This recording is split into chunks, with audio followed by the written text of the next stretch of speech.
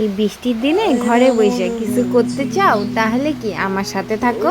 আমি কিছু তোমাদেরকে শিখিয়ে দিব কিভাবে কি বৃষ্টির দিনে ঘরে বসে টাইম পাস করা যায় আর ঘরটাকেও সুন্দরভাবে সাজিয়ে তোলা যায়। তাহলে শুরু করি আজকে নতুন আর একটা ভিডিও।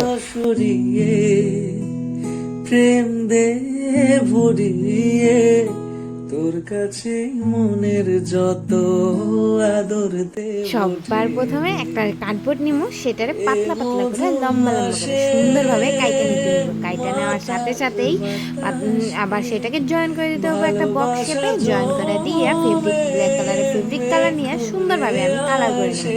কালার করা কমপ্লিট হয়ে গেলে, এই যে ব্ল্যাক কালারটা করা কমপ্লিট হয়ে গেলে কার্ডবোর্ডটা দেখো কি সুন্দর একটা ব্ল্যাক কালার বক্স শেপে হয়ে গেছে। সেটারে আবার সুন্দরভাবে সাইডে রেখে দিই। সাইডে রেখে দিয়া হোয়াইট কালার কাগজ নিমু, সেটারে 2x2 করে কাইটে নিমু। কাইটে নিয়ে সুন্দরভাবে ফ্লাওয়ার শেপে ভাঁজ করে নিমু। ভাঁজ করে নিয়ে কেচির সাহায্যে সুন্দরভাবে ফ্লাওয়ার শেপ দিয়া সবার প্রথমে কলম দিয়ে আঁকিয়ে নিছিলাম, তারপরে কেচির সাহায্যে সুন্দরভাবে কাইটে নিমু। কাইটে নিয়ে ফ্লাওয়ারটারে খুলে নিতে হইব। খুলে নিয়ে সবকটা পাপড়িরে একটা চাকুর সাহায্যে ভালোভাবে মুড়াই দিতে হইব। মুড়াই দিয়া যে কোনো একটা পাপড়ি হাফ পাপড়ি কাটে নিতে হইব। সেটারে আবার ভালোভাবে আটার সাহায্যে জয়েন করে দিতে হইব। তাহলে আজকে আমার ফ্লাওয়ার কমপ্লিট হয়ে যাব।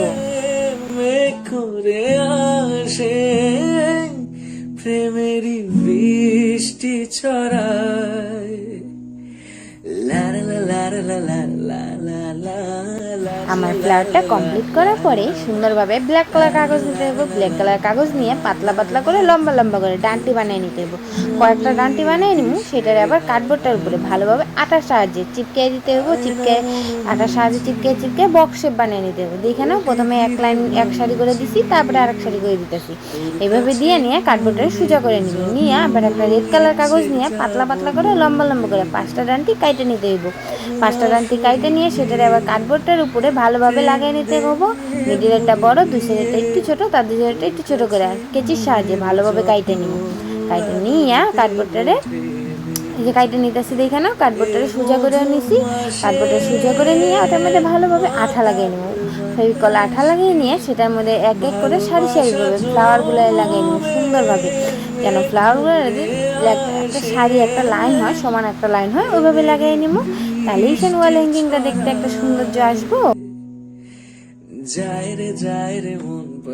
সব কটা ফ্লাওয়ার আমার লাগানো কমপ্লিট। কার্ডবোর্ডটারে সাইডে রেখে নিব। একটা 4x4 করে রেড কালার কাগজ নিব।